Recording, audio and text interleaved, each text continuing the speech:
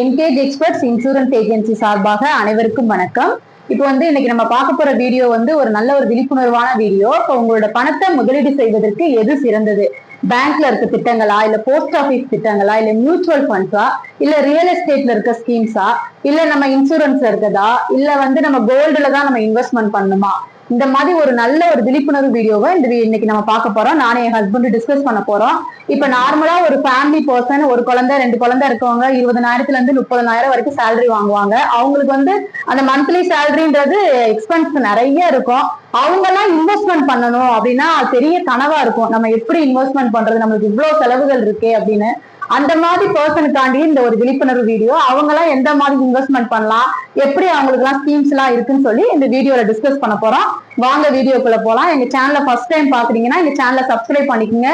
நாங்க ரெகுலராகவே investment insurance ரிலேட்டடா videos update பண்ணிட்டே இருப்போம். இப்போ ஃபர்ஸ்ட் இப்ப என்னன்னா, இப்ப நான் என்னைய மாதிரி ஒரு மிடில் கிளாஸ் பொண்ணு இருக்காங்க, ஒரு ஃபேமிலியில இருக்கவங்க. இப்ப என்னெல்லாம் எங்க வீட்டுல படிக்க தான் வச்சிருக்காங்க. இப்ப நான் ஒரு 20,000 ஏர்ன் பண்றேன்னு வச்சுக்கோங்க. இப்ப எங்க வீட்டுல எந்த ஒரு இன்வெஸ்ட்மெண்ட்டுமே பண்ணல. இப்ப நான் எந்த மாதிரி ஒரு முதலீடுகள் செய்யலாம்? ஸ்கீம்ஸ் எல்லாம் நான் எந்த மாதிரி ஒரு ஸ்கீம்ஸ்ல எல்லாம் நான் இன்வெஸ்ட்மெண்ட் பண்ணலாம்?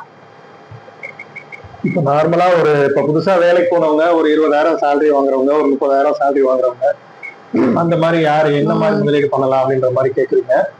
முதல்ல இந்த மாதிரி ஒரு வேலைக்கு போய் நமக்கு ஒரு மணி ஏர்ன் பண்ண ஆரம்பிச்சோன்னு முதலீடு பண்ணணும், சேமிப்பு பண்ணணும் அப்படின்ற எண்ணம் வருதுல, அதுவே ஒரு பெரிய ஒரு விஷயம்.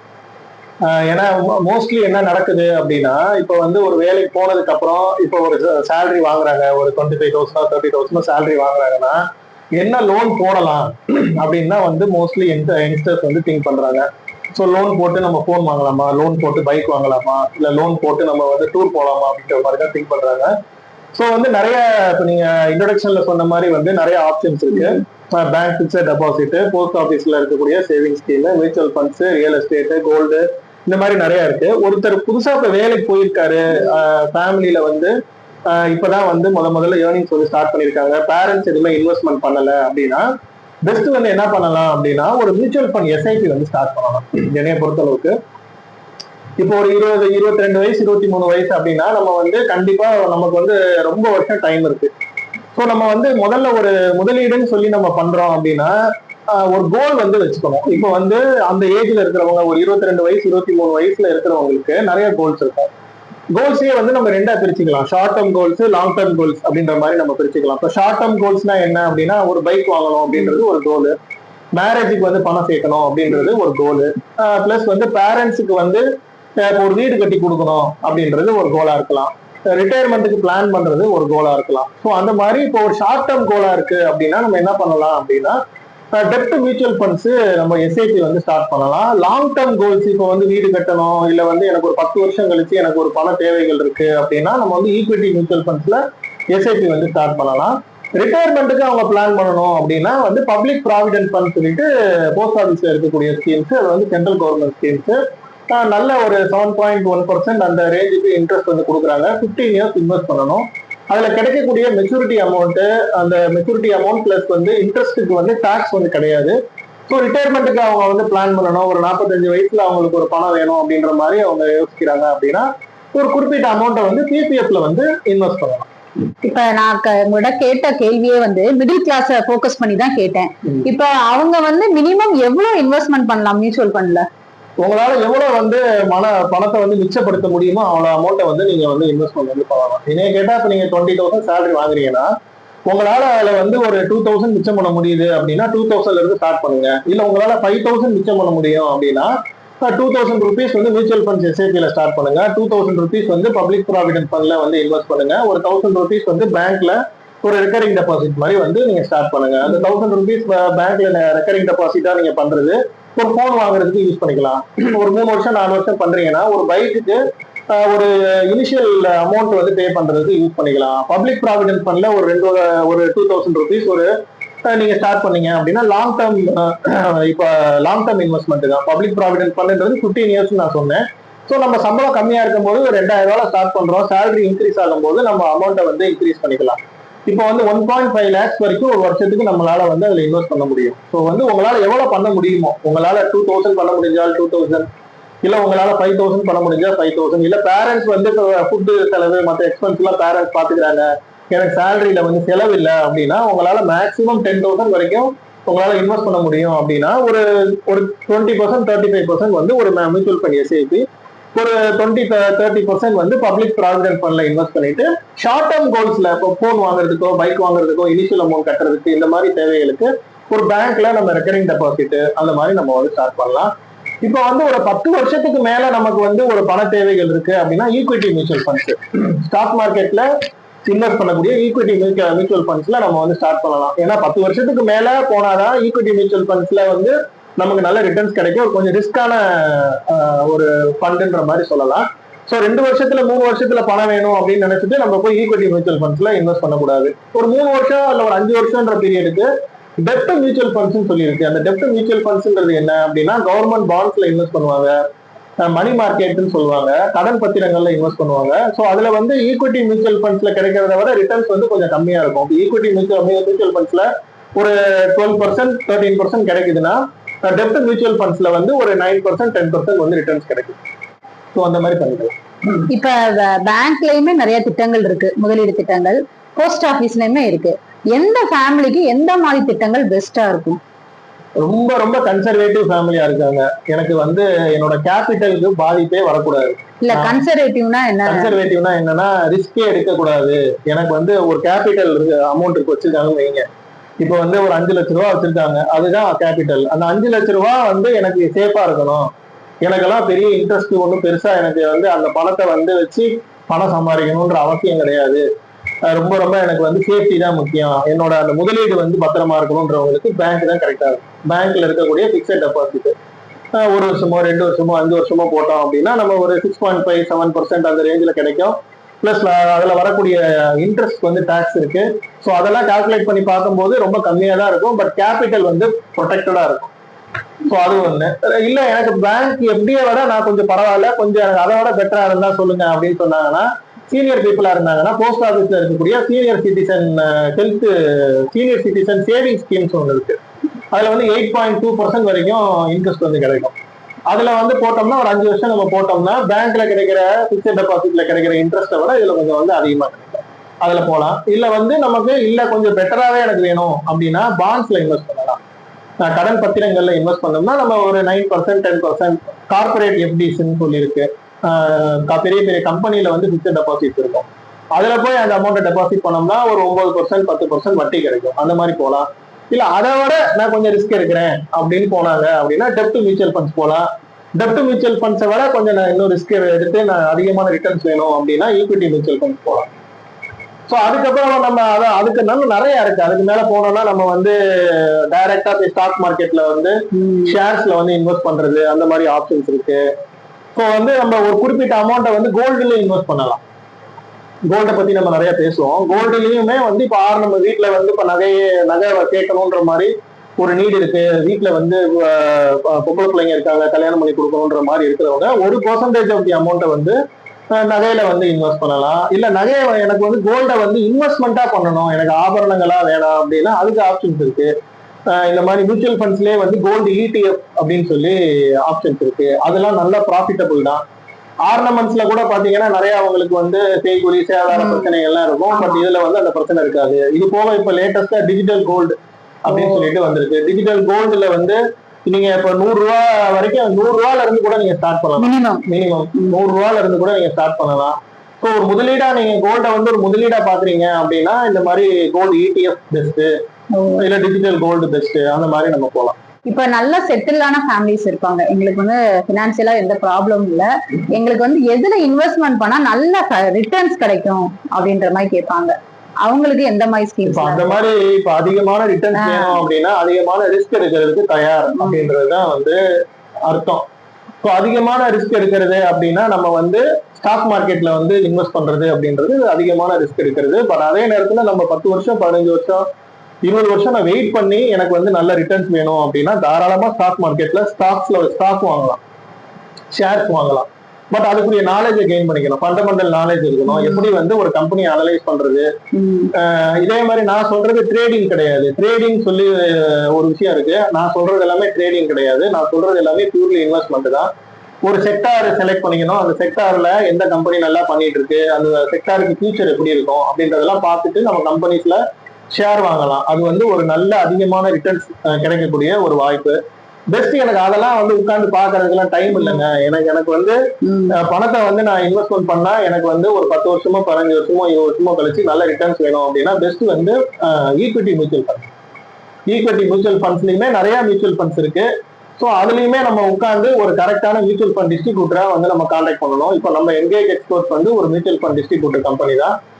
இப்போ நம்ம வந்து சஜஸ்ட் பண்ணுவோம் அவங்களோட தேவைக்கு தகுந்த மாதிரி. இப்போ ஃபார் எக்ஸாம்பிள் வந்து இப்போ நீங்க மாசத்துக்கு 25,000 ரூபாய் எஸ்ஐபி பண்றீங்க. எஸ்ஐபினா சிஸ்டமேட்டிக்கா மந்த்லியா நான் வந்து பே பண்றேன் அப்படின்னு ஒரு கஸ்டமர் சொல்றாருன்னா ஒரே மியூச்சுவல் ஃபண்டை செலக்ட் பண்ணி 25,000 ரூபாய் வந்து ஒரே மியூச்சுவல் ஃபண்ட்ல போடக்கூடாது. அதுல நிறைய வந்து டைவர்சிபிகேஷன் பண்ணணும். இப்போ வந்து 25,000 ரூபாய் இன்வெஸ்ட் பண்றாருன்னா 5,000 ரூபாய் 5 ஃபண்ட் பிரிச்சு நம்ம வந்து போடலாம்.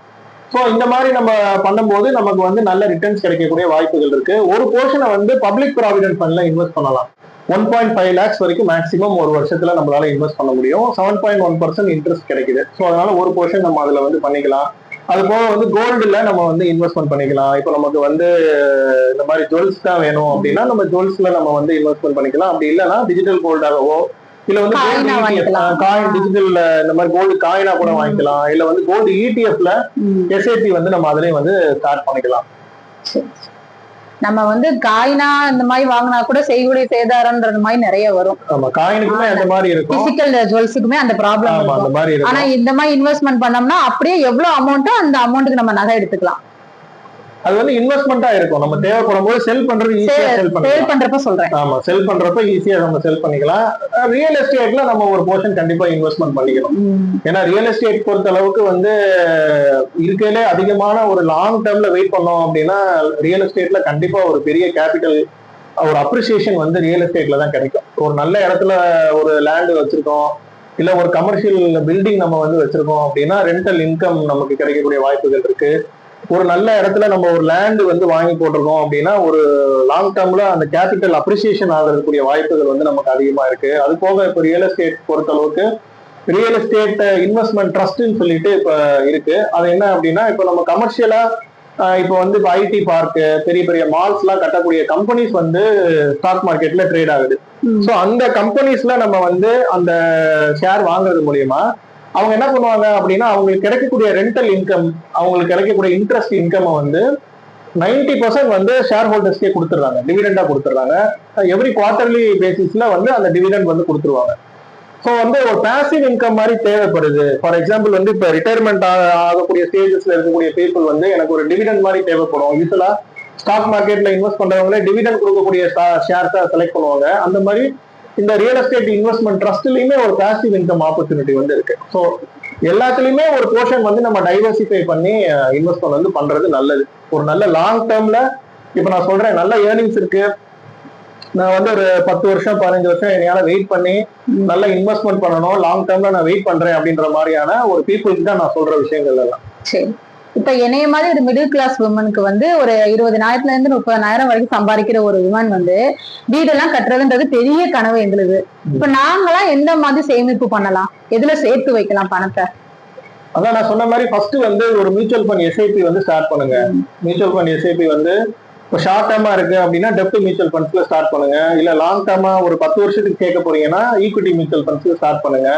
கோல்டு ஸ்கீம் வந்து ஸ்டார்ட் பண்ணுங்க. கோல்டுல இப்ப டிஜிட்டல் கோல்டு வாங்குறதுக்கு ட்ரை பண்ணுங்க.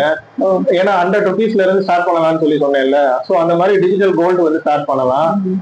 இல்ல வந்து இப்ப அந்த இஎம்ஐல ஆப்ஷன்ஸ்ல பாத்தீங்கன்னா லேண்ட் எல்லாம் கொடுக்குறாங்க. அந்த மாதிரி நல்ல ஒரு லேண்டு நல்ல ஃபியூச்சர்ல ஒரு நல்ல ப்ராஜெக்ட் வரப்போகுது, மெட்ரோ வரப்போகுது, இல்ல ஸ்மார்ட் சிட்டில இருக்கு, அந்த மாதிரி இப்ப உங்களுக்கு லேண்ட் எல்லாம் இருக்கு. இஎம்ஐ ஆப்ஷன்ஸ்ல இப்ப மாசம் வந்து 2,000 3,000 பே பண்ணி நம்ம ஒரு 5 வருஷம் பே பண்ணா ஒரு லேண்ட் கிடைக்குது அப்படின்ற மாதிரி ஒரு நல்ல உங்களுக்கு நல்ல தெரிஞ்ச ஒரு ஆளுங்க பண்றாங்க அப்படின்னா அந்த மாதிரி இதுலயே நீங்க வந்து இன்வெஸ்ட்மெண்ட் பண்ணலாம். ஷார்ட் டேர்ம் கோல்ஸா இருந்தால் நீங்க வந்து பேங்க்ல இருக்கக்கூடிய அந்த ரெக்கரிங் டெபாசிட், போஸ்ட் ஆஃபீஸ்ல இருக்கக்கூடிய ரெக்கரிங் டெபாசிட்ல வந்து பண்ணிக்கலாம். பைக் வாங்குறதுக்கு, மொபைல் போன் வாங்குறதுக்கு, மேரேஜுக்கு சேர்க்கறதுக்குலாம் வந்து பெஸ்ட் வந்து அதுதான். ஏன்னா இப்போ நம்ம வந்து மியூச்சுவல் ஃபண்ட் எஸ்ஐபி அதுல எல்லாம் போட்டுட்டு நம்ம உடனே வந்து இப்போ மார்க்கெட் வந்து டவுன் ஆயிடுச்சு, அந்த மாதிரி எல்லாம் ப்ராப்ளம் இருக்கு. ஸோ அந்த மாதிரி நமக்கு ஒரு 3 வருஷம் 4 வருஷத்துக்குள்ள நமக்கு பண தேவைகள் இருக்குன்னா பெஸ்ட் வந்து பேங்க்ல இருக்கக்கூடிய ஸ்கீம்ஸ் தான், ஆர்டி ஸ்கீம்ஸோ போஸ்ட் ஆஃபீஸ்ல இருக்கக்கூடிய ஆர்டி ஸ்கீம்ஸ் தான். இப்ப நீங்க மியூச்சுவல் ஃபண்ட் எஸ்ஐபி பத்தி சொன்னீங்கல்ல, நிறைய ரீல்ஸ்ல இன்ஸ்டாகிராம்ல பாத்துருக்கோம். எஸ்ஐபின்னு வாங்க. எஸ்ஐபினாவே என்னன்னு தெரியாம நிறைய பேர் இருக்காங்க. நிறைய கஸ்டமர்ஸ் நம்மகிட்ட கேக்குறாங்கல்ல, அந்த எஸ்ஐபியை பத்தி கொஞ்சம் ஒரு தெளிவான ஒரு விளக்கம். எஸ்ஐபின்றது வந்து ஒரு முதலீட்டு முறை, ஒரு மெத்தட். இப்ப நான் வந்து ஒரு பல்கா ஒரு 5 லட்சத்தை கொண்டு போய் பேங்க்ல நான் டெபாசிட் பண்றேன்னா அது வந்து ஒன் டைம் டெபாசிட். மாசம் மாசம் நான் வந்து 2000 ரூபாவா நான் வந்து ஒரு குறிப்பிட்ட ஸ்கீம்ல வந்து நான் டெபாசிட் பண்றேன், இல்ல நான் வந்து முதலீடு பண்றேன்னா அந்த முதலீடு பண்ற அந்த முறைதான் வந்து எஸ்ஐபி, சிஸ்டமேட்டிக்கா இன்வெஸ்ட் பண்றது, சிஸ்டமேட்டிக் இன்வெஸ்ட்மெண்ட் பிளான் அப்படின்னு சொல்லுவாங்க. அதுலயே வித்ட்ரா பண்றது இருக்கு, அதான் சிஸ்டமேட்டிக் இன்வெஸ்ட்மெண்ட் பிளான் இருக்கு, சிஸ்டமேட்டிக் டிரான்ஸ்ஃபர் பிளான் அப்படின்னு இருக்கு, சிஸ்டமேட்டிக் வித்ட்ராவல் பிளான் ஒன்னு இருக்கு. இப்போ வந்து என்கிட்ட வந்து ஒரு 5 லட்ச ரூபாய் இருக்கு, 5 லட்ச ரூபாயும் கொண்டு போய் நான் மியூச்சுவல் ஃபண்ட்ல போட முடியாது. சோ என்ன பண்ணுவேன்னா இந்த மாதிரி லிக்விட் மியூச்சுவல் ஃபண்ட்னு சொல்லி இருக்கு, அது வந்து ரொம்ப ரொம்ப லோ ரிஸ்க் மியூச்சுவல் ஃபண்ட்ஸ். அதுல 5 லட்ச ரூபாய் போட்டுட்டு மாசம் மாசம் அதுல இருந்து ஒரு 10,000 20,000 வந்து ஒரு குறிப்பிட்ட ஈக்விட்டி மியூச்சுவல் ஃபண்டுக்கோ டெப்ட் மியூச்சுவல் ஃபண்டுக்கோ இன்வெஸ்ட் பண்ணணும் அப்படின்ற மாதிரி நான் பண்றேன்னா அது வந்து சிஸ்டமேட்டிக்கா டிரான்ஸ்ஃபர் பண்றதுன்னு சொல்லுவாங்க, சிஸ்டமேட்டிக் டிரான்ஸ்ஃபர் பிளான் அப்படின்னு சொல்லுவாங்க. ஒரு பெரிய அமௌண்ட், ஒரு பெரிய அமௌண்ட்டை கொண்டு போய் ஈக்விட்டி மார்க்கெட்ல போடக்கூடாது. அதுக்கு பதில் ஒரு லிக்விட் மார்க்கெட்ல லிக்விட் ஃபண்ட்ல போட்டுட்டு லிக்விட் ஃபண்ட்ல இருந்து ஒரு குறிப்பிட்ட அமௌண்ட்டை வந்து மாசம் மாசம் வந்து நம்ம சிஸ்டமேட்டிக்கா டிரான்ஸ்ஃபர் பண்ணிக்கலாம். இது வந்து ஒரு நல்ல மெத்தடு. அதே மாதிரி நான் மியூச்சுவல் ஃபண்ட்ல இன்வெஸ்ட் பண்ணிட்டேன், நான் ஒரு 30 வருஷமா இன்வெஸ்ட் பண்ணிட்டேன், எனக்கு வந்து ஒரு 2 கோடி 3 கோடி அமௌண்ட் சேர்ந்துருச்சு. இப்ப எனக்கு வந்து 60 வயசு ஆயிடுச்சு, எனக்கு மாசம் மாசம் ஒரு 50,000 ரூபாய் 60,000 ரூபாய் எனக்கு பணம் வேணும் அப்படின்னு சொன்னாங்கன்னா சோ மியூச்சுவல் ஃபண்ட் அந்த டிஸ்ட்ரிபியூட்டர்ஸோ கம்பெனிஸோ என்ன பண்ணுவாங்கன்னா மாசம் மாசம் அவங்களுக்கு அந்த இருக்கிற கார்பஸ்ல இருந்து ஒரு அமௌண்ட்டை வந்து அவங்க அக்கௌண்ட்டுக்கு செலவுக்காக வந்து டிரான்ஸ்ஃபர் பண்ணுவாங்க. வித்ட்ராவல் பண்றது, ஏற்கனவே முதலீடு பண்ணிட்டோம், முதலீடு பண்ணி நமக்கு நல்ல ஒரு ரிட்டர்ன்ஸ் வந்துருச்சு, அந்த முதலீடு பண்ண அமௌண்ட்டை வந்து சிஸ்டமேட்டிக்கா நம்ம வந்து தேவைக்காக வித்ட்ரா பண்றோம்ல, அந்த மெத்தட் தான் வந்து சிஸ்டமேட்டிக் வித்ட்ராவல் பிளான். ஸோ நம்ம வந்து கேபிட்டலும் மொத்தமா எடுத்தோம் அப்படின்னா நம்ம அந்த முதலீடை உடைக்கிற மாதிரி ஆயிடும். ஸோ அந்த முதலீடு அப்படின்றது அப்படியே இருக்கும், அதுல இருந்து வரக்கூடிய அந்த ஒரு குறிப்பிட்ட அமௌண்ட் ஆஃப் ப்ராஃபிட்ஸ் மட்டும் நம்ம வந்து எடுத்துக்கலாம் நம்மளோட செலவுகளுக்கு. நம்ம இப்ப நீங்க சொல்றது 60 வயசுல பென்ஷன் மாதிரி வரணும்னா நம்ம 25 வயசுல எஸ்ஐபில இன்வெஸ்ட்மெண்ட் பண்ண ஆரம்பிக்கணும். இப்ப வந்து இன்சூரன்ஸ்ல வந்து இன்சூரன்ஸ் பிளஸ் இன்வெஸ்ட்மெண்ட் ரெண்டுமே சேர்த்து அப்படி ஏதாவது பிளான் இருக்கு? யூனிட் பிளான் சொல்லி இருக்கு, யூனிட் லிங்க்டு இன்சூரன்ஸ் பிளான் சொல்லுவாங்க. இப்போ வந்து சைல்டு ரிலேட்டடா நம்ம எஜுகேஷனுக்கு கேட்கறதுக்கு, இப்ப அதே மாதிரி இப்ப எப்படி போஸ்ட் ஆபீஸ்ல வந்து இந்த ஸ்கீம்லாம் இருக்குல்ல, பெண்களுக்கு சொல்லி செல்வ மகள் சேமிப்பு திட்டம், பசங்களுக்கு வந்து பொன் மகன் சேமிப்பு திட்டம், இந்த மாதிரி ஸ்கீம்ஸ் எல்லாம் இருக்கு. ஸோ இந்த மாதிரி யூனிட்ன்றது வந்து என்னன்னா எனக்கு இன்சூரன்ஸும் வேணும், அதே நேரத்துல ஒரு முதலீடும் பண்ணணும் அப்படின்னா வந்து யூனிட் பிளான்ஸ் வந்து கரெக்டா இருக்கும். பட் அதுல வந்து லாக்இன் பீரியட் இருக்கும். யூனிட் பிளான்ஸ்ல நம்ம வந்து ஒரு அமௌண்ட் இன்வெஸ்ட் பண்றோம்னா 5 இயர்ஸ் வந்து லாக்இன் பீரியட்னு சொல்லுவாங்க. 5 இயர்ஸ்க்கு வந்து அமௌண்ட் எடுக்க முடியாது.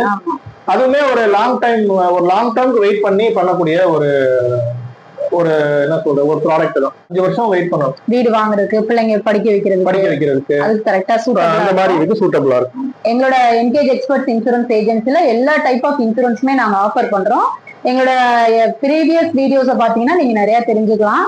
உங்களுக்கு என்ன உங்க பிசினஸ் பண்றீங்கன்னா அதுக்கு தேவையான இன்சூரன்ஸ் எல்லாமே நாங்க ஆஃபர் பண்றோம். Life, health, general insurance, mutual funds, உங்களுக்கு என்ன நீட் இருந்தாலும் எங்களோட வாட்ஸ்அப் நம்பருக்கு நீங்க கான்டாக்ட் பண்ணலாம்.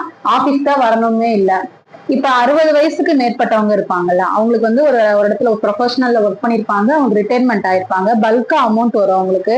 இப்ப அவங்களுக்கு பல்கா அமௌண்ட் வருதுன்னு தெரிஞ்சாலே வந்து சுத்தி இருக்கவங்க கண்டிப்பா ஒரு இன்சூரன்ஸ் ஹோல்டர் இருப்பாங்க, ஒரு தெரிஞ்ச ரியல் எஸ்டேட் டிஸ்ட்ரிபியூட்டர் இருப்பாங்க, மியூச்சுவல் ஃபண்ட் பண்றவங்க எல்லாருமே அவங்க வந்து கான்டாக்ட் பண்ணுவாங்க, நீங்க எங்க இதுல பண்ணுங்க அப்படின்னு சொல்லி. இப்ப அவங்க அந்த மாதிரி நிறைய கன்ஃபியூஷன்ல இருப்பாங்க, நம்ம எதுல பண்றது, நம்மளோட பல்கா அமௌண்ட் இருக்கு அப்படின்ற மாதிரி. அப்ப அவங்க எல்லாம் எந்த மாதிரி சூஸ் பண்றது பெஸ்டா இருக்கும் அவங்களுக்கு? ஏன்னா ஒவ்வொருத்தருக்கும் ஒவ்வொரு தேவைகள் இருக்கும், எல்லாருக்கும் ஒரே மாதிரி நம்ம வந்து சொல்ல முடியாது, அவங்க தான் டிசைட் பண்ணணும். இப்ப அவங்களுக்கு வந்து இப்ப ரிட்டையர்மெண்ட் பணம் வருது, இல்ல வீடு வித்து ஒரு பணம் வருது அப்படின்னா அவங்களோட ப்ரையாரிட்டிஸ் என்ன அப்படின்றத ஃபர்ஸ்ட் வந்து அவங்க வந்து பிளான் பண்ணிக்கணும். அப்படி கிடையாது, நான் என்ன சொல்றேன்னா அவங்களோட ஃபேமிலியோட ரெக்குயர்மெண்ட் என்ன, இப்ப அவங்க குழந்தைங்க வந்து எந்த ஸ்டேஜ்ல இருக்காங்க, இப்ப வந்து காலேஜ்ல படிக்க வைக்கிற ஒரு சிச்சுவேஷன்ல இருக்காங்களா, மேரேஜ் பண்ணி கொடுக்க வேண்டிய சிச்சுவேஷன்ல இருக்காங்களா, இல்ல ஏற்கனவே எல்லாம் செட்டில் ஆயிட்டாங்களா அப்படின்றதெல்லாம் பார்த்துதான் வந்து நம்ம சஜஸ்ட் பண்ண முடியும். இப்ப வந்து இப்ப குழந்தைங்க எல்லாம் வந்து இப்ப மேரேஜ் பண்ணக்கூடிய ஸ்டேஜ்ல இருக்காங்க அப்படின்னா நம்ம என்ன பண்ணணும் அப்படின்னா பெரிய ஒரு இப்ப ஒரு இடம் வாங்குற மாதிரியான ஒரு இதுல போய் முதலீடு பண்ணிட்டோம்னா ஒரு மேரேஜுக்கு பணம் புரட்டுறது வந்து கஷ்டம். சோ அந்த மாதிரி கோல்ஸ் இருக்கு, நம்ம வந்து ஒரு கமிட்மெண்ட் இருக்கு அப்படின்னா அந்த கமிட்மெண்ட்டுக்கு தகுந்த மாதிரி பணத்தை வந்து கொஞ்சம் நம்ம ரிசர்வ் பண்ணி வைக்கணும். ஃபார் எக்ஸாம்பிள் இப்போ 2 வருஷத்துல ஒரு கல்யாணம் வரப்போகுது அப்படின்னா அந்த அமௌண்ட்டை வந்து போஸ்ட் ஆஃபீஸ்ல டெபாசிட் பண்ணி வைக்கலாம், பிக்சட் டெபாசிட் பேங்க்ல வந்து நம்ம பண்ணி வைக்கலாம். இல்ல எனக்கு இந்த தேவைகள் போக எனக்கு மிச்சம் வந்து பணம் இருக்கு, இப்ப ஏற்கனவே அவங்களுக்கு வீடு இருக்கு, லேண்ட் இருக்கு அப்படின்னா நம்ம திரும்பவும் லேண்ட் வாங்கணுமா, வாங்கக்கூடிய நீடு இருக்கா அப்படின்றத பார்க்கணும். இல்ல நம்ம ஒரு கமர்ஷியலா ஒரு பில்டிங் கட்டி வாடகை கூடலாம், இல்ல இன்னொரு வீடு கட்டி வாடகை கூடலாம், அந்த மாதிரி ஐடியா பண்ணாலும் நல்ல விஷயம் தான். ஸோ அந்த வாடகை வருமானம் அப்படின்றது ஒண்ணு இருக்கு. ரெண்டாவது லேண்ட்ல இன்வெஸ்ட் பண்றதுனால லாங் டேர்ம்ல அந்த குழந்தைங்களுக்கும் வந்து ஒரு பெரிய சொத்தா வந்து அது மாறிடும். இல்ல இப்போ அவங்க மகளுக்கோ யாருக்கோ கல்யாணம் இருக்கு அப்படின்னா நகை வாங்குறதுக்கு அந்த கொஞ்சம் பணத்தை வந்து நம்ம வந்து அதுல இருந்து வந்து கொஞ்சம் எடுத்து வச்சுக்கலாம் ஒரு பார்ட்டு. ஒன்னொன்னு என்ன பண்ணலாம்னா இந்த மாதிரி லிக்விட் மியூச்சுவல் ஃபண்ட்ஸ்ல போட்டுட்டு சிஸ்டமேட்டிக் டிரான்ஸ்ஃபர் பிளான்ல போட்டுடலாம். ரெகுலரா இப்ப மொத்த பணத்தை கொண்டு போய் நம்ம வந்து ஒரு மியூச்சுவல் ஃபண்ட்ஸ்ல மொத்தத்தையும் இன்வெஸ்ட் பண்ணாம ஒரு லிக்விட் மியூச்சுவல் ஃபண்ட் அந்த மாதிரி செலக்ட் பண்ணிட்டு மாசம் ஒரு குறிப்பிட்ட அமௌண்ட்டை வந்து எனக்கு சிஸ்டமேட்டிக் டிரான்ஸ்ஃபர் பிளான்ல இன்வெஸ்ட் பண்ணணும். அடுத்து திரும்ப பண தேவை எப்ப இருக்குன்னு பார்க்கணும். எனக்கு திரும்ப ஒரு 5 வருஷம் கழிச்சு தான் தேவை, ஒரு 10 வருஷம் கழிச்சு தான் தேவைப்படுது, இப்போதைக்கு எனக்கு இப்ப மந்த்லி எக்ஸ்பென்சஸ் பாக்குற அளவுக்கு பணம் இருக்கு அப்படின்னா அந்த மாதிரி பண்ணலாம். இல்ல இப்பவே எனக்கு பணம் தேவைப்படுது அப்படின்னா நம்ம அந்த சீனியர் சிட்டிசன் சேவிங் ஸ்கீம்லாம் நான் சொன்னேன் இல்ல, இப்ப போஸ்ட் ஆபீஸ்ல போய் நம்ம வந்து டெபாசிட் பண்ணோம்னா 5 வருஷத்துக்கு 8.2% வந்து இன்ட்ரெஸ்ட் கொடுக்குறாங்க. அந்த மாதிரி சேஃபான இன்வெஸ்ட்மெண்ட் ஸ்கீம்ல கொண்டு போய் நம்ம முதலீடு பண்ணி அவங்க கொடுக்குற வட்டியை வந்து வாங்கிக்கலாம். சோ இது வந்து ஒவ்வொருத்தருக்கும் ஒவ்வொரு நீடு இருக்கும். ஒருத்தருக்கு வீடு இல்லாம இருக்கும், வீடு வாங்கணும்னு நினைப்பாரு. இப்போ ஒருத்தருக்கு பொண்ணுக்கு கல்யாணம் பண்ணணும்ன்ற சூழ்நிலை இருக்கும், நகை வாங்கணும்னு பிளான் பண்ணிருப்பாரு. ஒரு சில பேருக்கு ஏற்கனவே வீடு இருக்கும், நகை இருக்கும், இந்த பணத்தை வந்து என்ன பண்ணலாம் அப்படின்ற மாதிரி இருக்கும், பிசினஸ் ஸ்டார்ட் பண்ணுவாங்க. சோ அந்த மாதிரி இருக்கவங்களும் பல பேர் வந்து பலவிதமான கருத்துக்கள் சொல்லுவாங்க. பேர் என்னதான் கேட்டாலும் உங்களோட பணம், உங்களோட உழைப்பு, நீங்க உங்களோட ஃபியூச்சர், உங்களோட ஃபேமிலி. சோ அந்த பணத்தை நீங்க என்ன பண்ணணும், உங்களுக்கு என்ன கமிட்மெண்ட் இருக்கு, உங்களோட பண தேவை என்ன மாதிரி இருக்கு, ஃபியூச்சர்ல உங்களோட பண தேவை எப்படி இருக்க போகுது அப்படின்றதெல்லாம் யோசிச்சு இருக்கிற வழிகள்ல நம்ம எப்படிலாம் அந்த பணத்தை வந்து அலோகேட் பண்ணலாம் அப்படின்றத நம்ம யோசிக்கணும். இப்ப இன்சூரன்ஸ்ல வந்து சில்ட்ரன் சேவிங்ஸ் பிளான் ஏதாவது இருக்கா? நிறைய இருக்கு. சில்ட்ரன் எஜுகேஷன் பிளான் இருக்கு. எப்பவுமே போஸ்ட் ஆபீஸ் பேங்க்ல தான் வந்து சொல்லுவாங்க. போஸ்ட் ஆபீஸ்ல வந்து செல்வ மகள் சேமிப்பு திட்டம்னு ஒண்ணு இருக்கு, பொன் மகள் சேமிப்பு திட்டம் சொல்லி இருக்கு, போஸ்ட் ஆபீஸ்ல இருக்கு. இப்ப இன்சூரன்ஸ்ல இருக்கான்னு கேக்குறேன். இன்சூரன்ஸ்லயும் இருக்கு. இன்சூரன்ஸ்ல காலேஜுக்காக நம்ம ஒரு மேற்படிப்புக்காக பணம் சேர்க்கணும் அப்படின்னா இன்சூரன்ஸ்ல அந்த மாதிரி நம்ம கட்டி கரெக்டா எனக்கு ஒரு 10 வருஷம் கழிச்சு, ஒரு 15 வருஷம் கழிச்சு எனக்கு வந்து அந்த அமௌண்ட் வரணும் அப்படின்ற மாதிரி ஸ்கீம்ஸ் நிறைய. மிடில் கிளாஸ் ஃபேமிலிக்கு வந்து அட்மிஷன் போடுறது, ஃபீஸ் கட்டுறது, இதெல்லாம் ஒரு பெரிய பர்டனா இருக்கும். இப்ப அவங்க எல்லாம் எந்த மாதிரி சேமிப்பு பண்ணி வச்சாங்கன்னா அவங்களுக்கு ஃபியூச்சருக்கு அவங்க ரொம்ப யூஸ்ஃபுல்லா இருக்கும். அதான் இந்த மாதிரி இன்சூரன்ஸ் கம்பெனிஸ்ல இந்த மாதிரி பிளான்ஸ் இருக்கு, அந்த பிளான்ஸ் நம்ம சூஸ் பண்ணி பண்ணலாம். மியூச்சுவல் ஃபண்ட் எஸ்ஐபி தான் பெஸ்ட். இப்போ ஒரு 15 வருஷம் கழிச்சு தேவைப்படுதுன்னா 15 வருஷத்துக்கு எஸ்ஐபி பண்ணிடலாம், அது ஒரு வழி இருக்கு. செல்வ மகள் சேமிப்பு திட்டம், பொன்மகன் சேமிப்பு திட்டம் சொல்லி சேஃபான சென்ட்ரல் கவர்மெண்ட் ஸ்கீம்ஸ் வந்து போஸ்ட் ஆபீஸ்ல இருக்கு, அதுல ஒரு போர்ஷன் பண்ணலாம். அந்த மாதிரி ஆப்ஷன்ஸ்லாம் இருக்கு. மியூச்சுவல் ஃபண்ட் எஸ்ஐபில இன்சூரன்ஸ் கவரேஜ் நமக்கு கிடைக்காதுல்ல. இன்சூரன்ஸ் கம்பெனில நம்ம மியூச்சுவல் ஃபண்ட் வந்து மியூச்சுவல் ஃபண்ட்ல வந்து இஎல்எஸ்எஸ் மியூச்சுவல் ஃபண்ட்னு ஒண்ணு இருக்கு, அதுல வந்து டாக்ஸ் சேவிங்ஸும் நம்ம யூஸ் பண்ணிக்கலாம். இல்ல உங்களுக்கு இன்சூரன்ஸோட வேணும் அப்படின்னா யூனிட் பிளான்ஸ் பெஸ்ட். இன்சூரன்ஸும் கிடையாது, நம்ம யூனிட் பிளான்ஸ் வந்து சூஸ் பண்ணிக்கலாம். இப்ப நம்ம இந்தியாவை பொறுத்த வரைக்குமே மெடிக்கல் எக்ஸ்பென்சஸ் எல்லாம் ரொம்ப ஹையா இருக்கு. திடீர்னு அன்எக்ஸ்பெக்டடா ஒரு செலவு வந்துருது, அன்எக்ஸ்பெக்டடா ஏதாவது ஒரு எமர்ஜென்சி ஆக்சிடென்ட் அந்த மாதிரி எல்லாம் ஆயிடுறப்ப இப்ப நம்மளுக்கு ஒரு பேக்கப்பா ஒரு இன்சூரன்ஸ் இருந்துச்சா நமக்கு ஒரு சப்போர்ட்டா இருக்கும்ல. அப்ப அவங்க என்ன மாதிரி இன்சூரன்ஸ் அவங்க சூஸ் பண்ணணும்? இப்ப நீங்க சொன்ன மாதிரி இப்ப ஏற்கனவே ஒரு கவர்மெண்ட்ல ஒர்க் பண்ணிட்டு இருக்காங்க, இல்ல ஒரு நல்ல கார்பரேட்ல ஒர்க் பண்ணிட்டு இருக்காங்க அப்படின்னா அவங்களுக்கு இந்த குரூப் ஹெல்த் அந்த மாதிரி இருக்கும், மெடிக்கல் பாலிசி வச்சிருப்பாங்க. சோ அவங்க அந்த எம்ப்ளாய்மெண்ட்ல இருக்கிற வரைக்கும் அந்த பாலிசியில வந்து அவங்க மெடிக்கல் எக்ஸ்பென்ஸ் கிளைம் வந்து பண்ணிக்கலாம். இப்ப சொந்தமா பிசினஸ் பண்ணிட்டு இருக்காங்க, இல்ல பிரைவேட் கம்பெனில ஒர்க் பண்ணிட்டு இருக்காங்க, அவங்களுக்கு தனிப்பட்ட அந்த மாதிரி மெடிக்ளைம் எல்லாம் கம்பெனில இல்ல, கண்டிப்பா ஒரு ஹெல்த் இன்சூரன்ஸ் எடுத்து வச்சுக்க வேண்டியது ஒரு அட்வைசபிளான விஷயம் தான். ஏன்னா இப்போ ஃபேமிலி மேனா இருக்காங்க, குழந்தைங்க இருக்கு, இப்ப வயசான பேரண்ட்ஸ் எல்லாம் வீட்டுல இருக்காங்க அப்படின்னா நம்ம என்னதான் ஒரு முதலீடு பண்ணி நம்ம வந்து பணம் சேர்த்து வச்சாலுமே கண்டிப்பா ஒரு மெடிக்கல் எக்ஸ்பென்சஸ் வந்தாலுமே நம்ம எல்லாமே லாஸ் ஃபினான்சியல் ஃபுல்லாவே லாஸ் எல்லாமே நம்ம போய் நம்ம ஹாஸ்பிட்டல்ல பில் கட்டுறதுக்கே எல்லாமே வந்து செலவாயிரும். ஸோ பெஸ்ட் வந்து என்னன்னா நம்ம வந்து ஒரு ஹெல்த் இன்சூரன்ஸ் எடுக்கணும். ஹெல்த் இன்சூரன்ஸுமே வந்து ரொம்ப பார்த்து செலக்ட் பண்ணி எடுக்க வேண்டிய ஒரு சூழ்நிலையில தான் நம்ம இருக்கிறோம். ஏன்னா இப்ப வந்து அதுல நிறைய விஷயம் இருக்கு. அதுல வந்து 2 வருஷத்துக்கு ஒரு குறிப்பிட்ட நோய்களுக்கு வந்து கவரேஜ் தர மாட்டாங்க, வெயிட்டிங் பீரியட்னு சொல்லுவாங்க. அதே மாதிரி அவங்க ப்ரீ எக்ஸிஸ்டிங் டிசீஸ், ஏற்கனவே சுகர் இருக்கு, பிரஷர் இருக்கு, தைராய்டு இருக்கு அப்படின்னா அதை கவரேஜ் கொடுக்க மாட்டாங்க. ஸோ இது எல்லாமே கேட்டுட்டு நம்ம எவ்வளவு பிரீமியம் கட்டுறோம், நமக்கு இதுல என்னென்ன பலன்கள் இருக்கு, நம்ம எப்ப வந்து கிளைம் பண்ணிக்கலாம், நம்ம என்னென்ன விஷயங்கள்லாம் இதுல கிளைம் கிடைக்கும், ஸோ எப்படி கிளைம் பண்ணணும், இந்த மாதிரி விஷயங்கள் எல்லாமே தெரிஞ்சுக்கணும். இதையும் ஒரு மினிமம் பிளானாக அட்லீஸ்ட் போட்டு வச்சுக்க வேண்டியது நல்லது. 5 lakhs நம்ம எடுத்துக்க வேண்டியது நல்லது. அவங்க எல்லாத்தையும் தெளிவா கேட்டு தெரிஞ்சுக்கிட்டு எடுத்துக்கிட்டாங்கன்னா பிரச்சனை இல்ல. சில பேர் வந்து தெளிவான விளக்கங்கள் கொடுக்கறது இல்ல, வெயிட்டிங் பீரியட பத்தியே சொல்றது இல்ல, அப்புறம் அவங்க டக்குன்னு உடனே கிளைம்னு வந்து நிப்பாங்க. சில டிசீஸ் கிளைம் பண்ணும்போதுதான் பிரச்சனையே வரும். ஆமா, நம்ம வந்து தெளிவான தகவல்களை கேட்டு நல்ல உங்களுக்கு கைடன்ஸ் கொடுப்போம் எங்களோட இன்சூரன்ஸ் ஏஜென்சியை பொறுத்த வரைக்குமே. இப்ப நெக்ஸ்ட் வந்து இப்ப இது கட்டுற பிரீமியத்தை அவங்க டாக்ஸ் பெனிஃபிட்க்கு யூஸ் பண்ணிக்கலாம். கண்டிப்பா டாக்ஸ் செக்ஷன் 80D அப்படின்னு சொல்லிட்டு ஒரு இது இருக்கு, அதுல வந்து இப்ப சில கஸ்டமர்ஸ் வந்து நம்ம கிட்ட கேக்குறது ஜென்ரலா, இப்ப எனக்கு 45 வயசு ஆயிடுச்சு, இது வரைக்கும் எந்த இன்வெஸ்ட்மெண்ட்டுமே நான் பண்ணல, இப்ப என்னோட ஃபியூச்சர் எல்லாம் எப்படி இருக்குமோ பயமா இருக்கு எனக்கு அப்படின்னு கேட்பாங்க. இதுக்கு மேல நான் ஸ்டார்ட் பண்ணலாமா, எதுல நான் பண்ணலாம் அப்படின்ற மாதிரி கொஸ்டின்ஸ் நிறைய கேட்பாங்க. அதுக்கு ஒரு விளக்கம். 45 வயசு வரைக்கும் பண்ணல, இனிமேலாவது பண்ணலாமான்னு கேக்குறாங்க அப்படின்னா இனிமேலாவது பண்ணுங்கன்னு தான் நான் சொல்லுவேன்.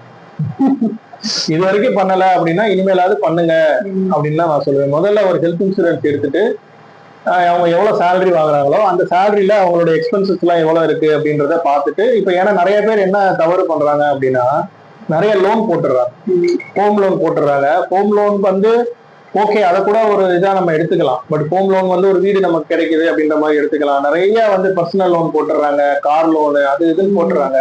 ஸோ நீங்க லோன் போட்டு லோனுக்கு இஎம்ஐயே பே பண்ணிட்டு இருந்தீங்கன்னா எப்படி நீங்க முதலீடு பண்ண முடியும்? சப்போஸ் உங்களுக்கு முதலீடு பண்ற மாதிரி ஒரு அமௌண்ட் மிச்சமாகுதுன்னா நான் சொன்ன விஷயங்கள்ல உங்களுக்கு எது உங்களுக்கு சூட்டபிளா இருக்கோ அதை நீங்க பண்ணுங்க. மியூச்சுவல் ஃபண்ட் எஸ்ஐபி கரெக்டா இருந்துச்சுன்னா அதை பண்ணுங்க. இல்ல டிஜிட்டல் கோல்டுல நீங்க இன்வெஸ்ட்மெண்ட் பண்ண முடியும்னா தாராளமா டிஜிட்டல் கோல்டு வந்து நீங்க பண்ண முடியும், அதை ஸ்டார்ட் பண்ணுங்க. ஸோ அந்த மாதிரி ஏதாவது ஒண்ணு ஸ்டார்ட் பண்ணி பண்ணுங்க. இல்ல பிபிஎஃப்ல கூட நீங்க இன்வெஸ்ட்மெண்ட் பண்ணலாம். 45 வயசுல நீங்க ஸ்டார்ட் பண்ணா கூட 60 வயசு வரைக்கும் 15 வருஷம் பிபிஎஃப்ல முதலீடு இருக்கு. 60 வயசுக்கு மேல உங்களுக்கு அதை கிடைக்கக்கூடிய அமௌண்ட்டை வச்சு கூட நீங்க அடுத்து அந்த அமௌண்ட்டை வச்சு கூட நீங்க அடுத்து ஏதாவது பண்ணிக்கலாம். நீங்க இப்ப சொன்னீங்க 45 வயசுக்கு மேல கண்டிப்பா ஹெல்த் இன்சூரன்ஸ் எடுத்துக்கணும்னு சொன்னீங்க. ஆனா எங்க ஏஜ்லயே டேர்ம் இன்சூரன்ஸ், ஹெல்த் இன்சூரன்ஸ் எல்லாம் எடுத்தா பிரீமியம் ரொம்ப கம்மியா இருக்கும், அப்படிதானே? ஆமா, மேக்ஸிமம் அதுல ப்ராப்ளம் இல்லாம இருக்கும், அதனால பிரீமியம் வந்து கம்மியா இருக்கும். இப்ப நம்ம சொல்ல முடியாதுல்ல. இப்ப 30 வயசுல இருக்கிறவங்களுக்கே சுகர் வருது, 25 வயசுல இருக்கிறவங்களுக்கு பிபி இருக்கு. ஸோ உங்க ஹெல்த் கண்டிஷன் நல்லா இருக்கும் போதே நீங்க வந்து டேர்ம் இன்சூரன்ஸோ ஹெல்த் இன்சூரன்ஸோ எடுத்துக்கணும், அப்படிதான் சொல்லுவேன். இப்போ ஒரு சில பேருக்கு 40 வயசு ஆனாலுமே ஹெல்த் நல்லா தான் இருக்கும். ஒரு சில பேர் 30 வயசு தான் ஆகும், வயசு கம்மியா தான் இருக்கும், ஆனா சுகர் இருக்கும், ப்ரெஷர் இருக்கும். ஸோ அது வந்து யாருக்கு எப்படி இருக்குன்னு சொல்ல முடியாது, அவங்க வேலை பார்க்குற செக்டாரை பொறுத்து. ஸோ எவ்வளவு எர்லியரா நீங்க வந்து ஹெல்த் இன்சூரன்ஸோ டேர்ம் இன்சூரன்ஸோ எடுத்துக்கிறீங்க அப்படின்னா உங்களுக்கு பிரீமியம் வந்து கம்மியா இருக்கும். ஏன்னா இப்ப ஏதாவது ஒரு டிசீஸ் வந்துருச்சு, ஒரு ப்ராப்ளம் வந்துருச்சு, அதுக்கப்புறம் போய் நீங்க எடுத்தீங்க அப்படின்னா அவங்க ஒரு சில பேருக்கு வந்து ரிஜெக்டே பண்றாங்க, தர முடியாது, டிசீஸ்லாம் வந்து தர முடியாது சொல்றாங்க. இல்லைன்னா பிரீமியம் வந்து உங்களுக்கு அதிகமா வந்து சார்ஜ் பண்ணுவாங்க. ஒன்னொன்னு நீங்க இன்சூரன்ஸ் எடுத்தாலுமே உங்களுக்கு ஒரு 3 வருஷம் 4 வருஷம் வந்து கிளைம் பண்ண முடியாது அப்படின்னு சொல்லி வெயிட் வந்து பண்ண சொல்லுவாங்க. ஸோ அந்த மாதிரி இருக்கு. இப்ப மியூச்சுவல் ஃபண்டை பொறுத்த வரைக்குமே எப்போதுமே லாபம் நமக்கு கிடைக்குமா? எப்போதுமே லாபம் வந்து கிடைக்குமா அப்படின்னா எப்போதுமே வந்து லாபம் வந்து கிடைக்காதுன்னு தான் நான் சொல்றேன். ஏன்னா லாங் டேர்ம் பாயிண்ட் ஆஃப் வியூல தான் நீங்க மியூச்சுவல் ஃபண்ட்ஸை நீங்க வந்து பார்க்கணும். ஏன்னா நீங்க போய் டெய்லி அந்த ஆப்பை ஓபன் பண்ணி இன்னைக்கு கூடியிருக்கா இன்னைக்கு குறைஞ்சிருக்கா அப்படின்லாம் நீங்க பார்த்துட்டு இருக்க கூடாது. 10 வருஷம் நீங்க ஒரு ஃபிக்ஸ் பண்ணிட்டீங்க மியூச்சுவல் ஃபண்ட்ஸ்ல நீங்க வந்து ஸ்டார்ட் பண்ணிட்டீங்கன்னா 6 மாசத்துக்கு ஒரு தடவை நீங்க எப்படி போர்ட்போலியோ வந்து எப்படி பெர்ஃபார்ம் ஆகுது அப்படின்னு நீங்க பார்த்தா போதும். எனக்கு 6 மாசத்துல வந்து குறைஞ்சிருச்சு, போன மாசம் நல்லா இருந்துச்சு, இந்த மாசம் குறைஞ்சிருச்சு. ஏன்னா இப்போ வந்து மியூச்சுவல் ஃபண்ட்ஸ்ன்றது என்னன்னா ஈக்விட்டி மார்க்கெட்ல இப்ப எக்கனாமிக் கண்டிஷனை பொறுத்து வந்து நிறைய கம்பெனிஸோட ஷேர் பிரைஸ் ஏறுது இறங்குது. ஸோ அது ஏறி இறங்கும் போது உங்களுக்கு மியூச்சுவல் ஃபண்ட்ஸுமே பிளக்சுவேட் ஆகும். இப்ப அதே மாதிரி எந்த நேரத்துல என்ன நடக்குதுன்னே தெரியல. எந்த செக்டார் வந்து ப்ராப்ளம் வருது, எந்த நேரத்துல இப்போ வார் நடக்குது, அந்த மாதிரி எல்லாம் நம்ம சொல்ல முடியாது. பட் நீங்க லாங் டேர்ம் வியூல ஒன்னும் நீங்க கூகுள்ல போய் நீங்க வந்து ஸ்டாக் மார்க்கெட் நிப்டி எடுத்து நீங்க 30 வருஷம் செக் பண்ணி பாருங்க, உங்களுக்கு வந்து எல்லாமே குரோத்ல தான் இருக்கும். நீங்க அதே மாதிரி மியூச்சுவல் ஃபண்ட் நல்லா பெர்ஃபார்ம் பண்ணக்கூடிய மியூச்சுவல் ஃபண்ட்ஸை ஒரு 20 வருஷத்தோட போர்ட்போலியோ நீங்க எடுத்து பாருங்க, எல்லாமே வந்து உங்களுக்கு வந்து நல்ல ரிட்டர்ன்ஸ் தான் கண்டிப்பா கொடுத்துருக்கோம். ஸோ நீங்க அப்படிதான் பார்க்கணும். 5 வருஷம் ஹோரிசான், 10 வருஷம் ஹோரிசான், 15 வருஷம் ஹோரிசான்ல எப்படி வந்து பெர்ஃபார்ம் ஆயிருக்கு அப்படின்னு தான் பார்க்கணும். அப்ப மியூச்சுவல் ஃபண்ட் வந்து பொறுத்து வந்து கவர்மெண்டோட எக்கனாமியை பொறுத்து இருக்குமா? கவர்மெண்ட் இம்பாக்ட் ஆகும், கம்பெனில வந்து அவங்க பண்ற பிசினஸ்ல.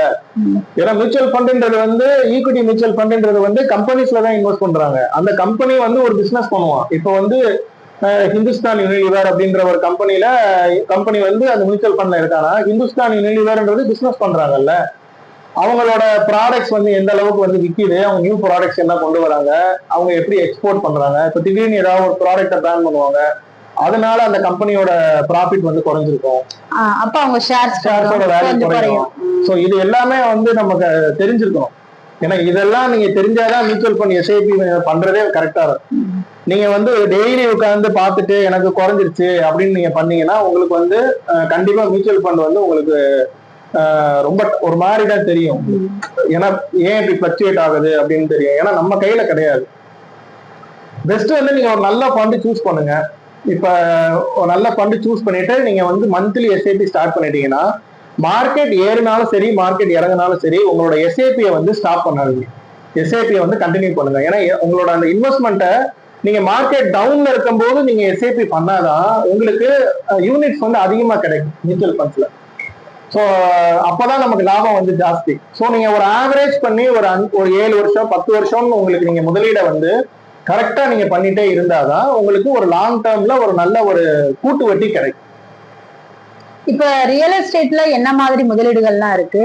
அதுல சொல்றாங்க டிபிசிபி அப்ரூவல் இருந்தாதான் அந்த லேண்டை நீங்க வாங்கணும்னு சொல்றாங்க. அதை பத்தி கொஞ்சம் எக்ஸ்பிளைன் பண்ணுங்க. ரியல் எஸ்டேட் பொறுத்த அளவுக்கு நிறைய இன்வெஸ்ட்மெண்ட் ஆப்ஷன்ஸ் இருக்கு. ரியல் எஸ்டேட்ல வந்து ரெசிடென்சியல் ப்ராப்பர்ட்டிஸ் இருக்கு, வீடு வாங்கலாம், அப்பார்ட்மெண்ட் வாங்கலாம். கமர்ஷியல் ப்ராப்பர்ட்டிஸ் இருக்கு, கடை வாங்கலாம், இப்போ கடை கட்டுறது, இந்த மாதிரி மால்ஸ், இந்த மாதிரி ஆப்ஷன்ஸ் இருக்கு. ரியல் எஸ்டேட் இன்வெஸ்ட்மெண்ட் ட்ரஸ்ட்னு சொல்லி நான் ஸ்டார்டிங்ல நான் சொன்னேன்ல, இந்த மாதிரி வந்து ஐடி கம்பெனி கட்டி அந்த கம்பெனிஸ் வாடகைக்கு இருக்கும். பெரிய பெரிய கமர்ஷியல் பில்டிங் கட்டுறவங்க இருப்பாங்க, அந்த கம்பெனியோட ஷேர்ஸை வாங்கி நம்ம வந்து ஒரு பாசிவ் இன்கம் டிவிடெண்டா வாங்கிக்கலாம். அது ஒரு ஆப்ஷன் இருக்கு. அதே மாதிரி பிளாட் வாங்கி போடுறது, அக்ரிகல்ச்சர் லேண்ட் வாங்கி போடுறது, ஃபார்ம் லேண்ட்ஸ் வாங்கி போடுறது, இந்த மாதிரி ஆப்ஷன்ஸ் இருக்கு. இப்ப லேட்டஸ்டா என்ன ட்ரெண்ட் அப்படின்னா, இப்போ ஆபீஸே வந்து இப்போ ஒர்க் ஃப்ரம் ஹோம் ஒர்க் பண்ணிட்டு இருக்கிறவங்க இப்ப என்னையால ஒரு பெரிய ஆபீஸ் எல்லாம் எடுத்து எனக்கு வந்து ரெண்ட் கொடுத்து எலக்ட்ரிசிட்டி பில் கட்டி இருக்க முடியாதுன்றவங்களுக்கு இப்ப என்னன்னா கோ ஒர்க்கிங் ஸ்பேஸ், ஒரே இடத்துல வந்து ஒரு 20 பேர் உட்கார்ற மாதிரி ரெடி பண்ணிருப்பாங்க. ஒரு கேபினுக்கு இவ்வளோ அப்படின்ற மாதிரி வந்து சார்ஜ் அப்படியா கோ ஒர்க்கிங் ஸ்பேஸ் அப்படின்னு சொல்லிட்டு அது வந்து ஒரு விதமான ஒரு இன்வெஸ்ட்மெண்ட். கோ லிவிங் ஸ்பேஸ்னே சொல்லி இருக்கு. பெரிய அபார்ட்மெண்ட் கட்டியிருப்பாங்க, அந்த ஒரே ஒரு வீடுக்குள்ள 4 பேர் 5 பேர் ஷேர் பண்ணி இருந்துக்குவாங்க, கோ லிவிங் ஸ்பேஸ் சொல்லுவாங்க. ஸோ இது எல்லாமே வந்து இப்ப பெரிய பெரிய சிட்டிஸ்ல இது ஒரு பெரிய ஒரு முதலீடு வாய்ப்பா வந்து மாறிக்கிட்டு இருக்கு. ஸோ உங்களுக்கு எது சூட்டபிளா இருக்குமோ, இப்போ உங்களுக்கு வாடகை வருமானம் வேணும் அப்படின்னா கமர்ஷியல் ப்ராப்பர்ட்டிஸ்ல இன்வெஸ்ட் பண்ணலாம். இல்ல வந்து ஒரு வீடு நிலம், இப்போ எனக்கு வந்து ஒரு பணம் இல்லை இருக்கு, எனக்கு ஒரு 30 வருஷம் கழிச்சு ஒரு 20 வருஷம் கழிச்சு நல்ல ஒரு எனக்கு ஒரு கேபிட்டல் வந்து எனக்கு க்ரோ ஆகி வேணும் அப்படின்னா லேண்ட்ல வந்து இன்வெஸ்ட் பண்ணிக்கலாம். இல்ல எனக்கு வந்து இந்த மாதிரி நம்ம அபார்ட்மெண்ட் இந்த மாதிரி ஒரு மெயின் ஏரியால வாங்குறது மூலியமா இந்த மாதிரி ரெண்டல் இன்கம் கிடைக்கக்கூடிய வாய்ப்புகள் இருக்கு. ஸோ இப்போ ரீட்ஸ்ன்னு சொல்லியிருந்தேன், ரியல் எஸ்டேட் இன்வெஸ்ட்மெண்ட் ட்ரஸ்ட் இருக்கு. இப்போ ரிட்டையர்ட் ஆகிற ஸ்டேஜ்ல இருக்கிறவங்க வந்து ஒரு பாசிவ் இன்கம் மாதிரி ஒரு ரெண்டல் இன்கம் மாதிரி வேணும். இப்போ பெரிய மால்ஸ் எல்லாம் போய் நம்மளால வாங்க முடியாது. இப்போ இந்த மாதிரி ரீட்ஸ் இப்போ வந்து இந்தியாவில் நான் ஒரு 7-8 கம்பெனி இருக்குமே, அந்த கம்பெனிஸ்ல வந்து நம்ம அந்த ஷேர்ஸ் வாங்குறது மூலயமா அவங்க என்ன பண்றாங்கன்னா அவங்க கலெக்ட் பண்ற அந்த ரெண்டல் இன்கம் 90% வந்து அந்த ஷேர் ஹோல்டர்ஸ்க்கு தான் கொடுக்கணும் அப்படின்றதுதான் ரூல்ஸ். செபியோட கண்ட்ரோல்ல தான் வந்து இந்த ரியல் எஸ்டேட் இன்வெஸ்ட்மெண்ட் ட்ரஸ்ட்டுமே வந்து செயல்படுறாங்க. ஸோ 3 மாசத்துக்கு ஒரு தடவை அவங்க டிவிடெண்ட் வந்து கொடுப்பாங்க. ஸோ அது ஒரு பாசிவ் இன்கமா இருக்கும். ஸோ உங்களுக்கு எது சூட்டபிளா இருக்கோ நீங்க அதை வந்து சூஸ் பண்ணிக்கலாம்.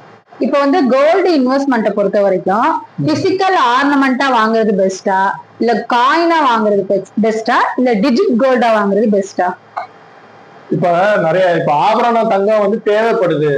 ஃபார் எக்ஸாம்பிள் வந்து இப்ப மேரேஜ்க்காக நீங்க வாங்க போறீங்க, ஆபரண தங்கம் வந்து உங்களுக்கு வந்து தேவைப்படுது அப்படின்னா ஆபரண தங்கத்துல வாங்குறதுனால ஒன்றும் தப்பு இல்லை. பட் நீங்க வந்து தெரிஞ்சுக்குங்க, இப்ப ஆபரண தங்கம் வாங்கும் போது நம்ம என்ன பண்றோம் அப்படின்னா அந்த ஆபரண தங்கத்துக்கு செய்கூலி சேதாரம் நம்ம கொடுக்குறோம், அது போக ஜிஎஸ்டி பே பண்றோம். ஸோ இது வந்து நமக்கு தேவை அப்படின்னா ஆபரண தங்கம் நம்ம வந்து வாங்கிக்கலாம். இன்னொரு ஆப்ஷன் வந்து கோல்டு காயினா வாங்குறது, கோல்டு பாரா வாங்குறது. பட் அதுக்குமே வந்து செய்கூலி வந்து சார்ஜ் பண்ணுவாங்க, அதுக்குமே ஜிஎஸ்டி எல்லாமே சார்ஜ் பண்ணுவாங்க. ஸோ அது உங்களுக்கு ஓகே, உங்களுக்கு வந்து பிசிக்கலா எனக்கு இருந்தா நல்லது, அதை நான் வந்து இப்போ சேஃப்டியா வச்சுக்குவேன் அப்படின்ற மாதிரி உங்களுக்கு ஓகே அப்படின்னா நீங்க வந்து அந்த மாதிரி கோல்டு காயின் அந்த மாதிரி வாங்கிக்கலாம். இல்ல எனக்கு வந்து ஆபரண தங்கம்லாம் இருக்குங்க, எனக்கு வந்து ஒரு முதலீடா நான் வந்து பண்ணணும், தங்கத்துல நான் வந்து ஒரு முதலீடா பண்ணணும் அப்படின்னா நீங்க வந்து பெஸ்ட் வந்து கோல்டு இடிஎஃப்ல வந்து நீங்க வந்து இன்வெஸ்ட்மெண்ட் பண்ணலாம். அப்படி இல்லைன்னா டிஜிட்டல் கோல்டுல நீங்க வந்து இன்வெஸ்ட்மெண்ட் பண்ணிக்கலாம். ஏன்னா டிஜிட்டல் கோல்டுக்கும் ஆபரண தங்கத்துக்கும் என்ன டிஃபரன்ஸ்னா, இப்ப டிஜிட்டல் கோல்டுல நீங்க 1 lakh இன்வெஸ்ட் பண்றீங்கன்னா அந்த 1 lakhக்குமே வந்து கோல்டு வந்து உங்களுக்கு கிடைக்கும், பேப்பர் கோல்டு. அதை செல் பண்றது ஈஸி. இப்ப நீங்க வேற வந்து 1 lakhக்கு வந்து ஆபரண தங்கம் வாங்க போறீங்கன்னா 1 lakhக்கு ஆபரண தங்கம் நீங்க வாங்க முடியாது, பிசிக்கல் ஆர்னமெண்ட் வாங்க முடியாது. இப்ப 80,000க்கு தான் கோல்டு இருக்கும், 7,000 வந்து ஜிஎஸ்டி எல்லாமே வந்துடும். சோ உங்களோட என்ன தேவையோ அந்த தேவைக்கு தகுந்த மாதிரி நீங்க பண்ணிக்கலாம். ஏன் வந்து தங்கத்தோட ரேட் மட்டும் ஏறுது இறங்குது? நிறைய பேர் அதை வந்து கன்சியூம் பண்றதுனால ரெகுலர் உலகம் ஃபுல்லா பெரிய பெரிய கம்பெனிஸ்ல வந்து அதை வாங்கி வைக்கிறாங்க. இந்தியா இந்த மாதிரி பெரிய பெரிய கண்ட்ரீஸ்ல வந்து அதுக்கு இன்ட்ரெஸ்ட் வந்து ஜாஸ்தியா இருக்கு, டிமாண்ட் அதிகமா இருக்கிறதுனால நிறைய பேர் வாங்குறதுனால அதோட டிமாண்ட் வந்து அதிகமா இருக்கு. இந்த ஃபெஸ்டிவல் சீசன் டைம்ல போய் பர்ச்சேஸ் பண்ணலாமா கோல்ட? தேவை இருந்தா பர்ச்சேஸ் பண்ணலாம், தேவையே இல்லாம போய் நம்ம வாங்கணும்னா அதனால வாங்குறதுனால என்ன பெனிஃபிட் இருக்கு அப்படின்றத பார்த்தோம். ஆபரணத்தங்க தேவைப்படுது, இப்போ மேரேஜ் இருக்கு, எனக்கு கோல்டு தேவைப்படுது, பிசிக்கல் கோல்டு எனக்கு வேணும் அப்படின்னா நம்ம வாங்கிக்கலாம். இல்ல முதலீடு ஒரு நோக்கத்துல வாங்கணும்னா கோல்டு காயினா வாங்கிக்கலாம், கோல்டு பாரா வாங்கிக்கலாம். இல்லைன்னா பெஸ்ட் வந்து நீங்க டிஜிட்டல் கோல்டா இன்வெஸ்ட் பண்ணிக்கலாம். இப்ப கோல்ட வந்து நம்ம எமர்ஜென்சி ஃபண்டா யூஸ் பண்ணிக்கலாமா? தாராளமா யூஸ் பண்ணிக்கலாம். ஏன்னா கோல்டை வந்து மார்க்கேஜ் பண்ண முடியும்ல, கோல்டை வந்து மார்க்கேஜ் பண்ணி நம்மளால லோன் வாங்க முடியும். ஸோ ஒரு எமர்ஜென்சியா நமக்கு பணம் தேவை அப்படின்னா பேங்க்ல வந்து அதை அடகு வச்சு நம்ம பணமா மாத்திக்க முடியும். அதனால தாராளமா அதை வந்து அதனாலதான் கோல்டுல நிறைய பேர் வந்து இன்வெஸ்ட்மெண்ட் வந்து ரொம்ப இன்ட்ரெஸ்ட் காட்டுறாங்க. இந்த வீடியோ உங்களுக்கு ரொம்ப யூஸ்ஃபுல்லா இருந்திருக்கும்னு நினைக்கிறோம். இப்போ வந்து எங்களோட சேனல்ல போய் என்கேஜ் எக்ஸ்பர்ட் சேனல்ல யூடியூப் சேனல்ல பாத்தீங்கன்னா நிறைய இன்வெஸ்ட்மெண்ட் அப்புறம் இன்சூரன்ஸ் ரிலேட்டடா நிறைய வீடியோஸ் அப்லோட் ஆயிருக்கு. அந்த வீடியோஸ் எல்லாம் பாருங்க. உங்களுக்கு இன்சூரன்ஸ் ரிலேட்டடா என்ன ரெக்குவயர்மெண்ட்ஸ் இருந்தாலும் எங்களோட வாட்ஸ்அப் நம்பர் கான்டாக்ட் பண்ணுங்க. ஆபீஸ்க்குலாம் வரணும்ல இல்ல, வாட்ஸ்அப் மூலியமாவே நம்ம அழகா பாலிசி எடுத்துடலாம். நெக்ஸ்ட் ஒரு நல்ல ஒரு டாபிக்ல உங்களை சந்திக்கிறோம். Thank you from engage experts insurance agency. Thank you.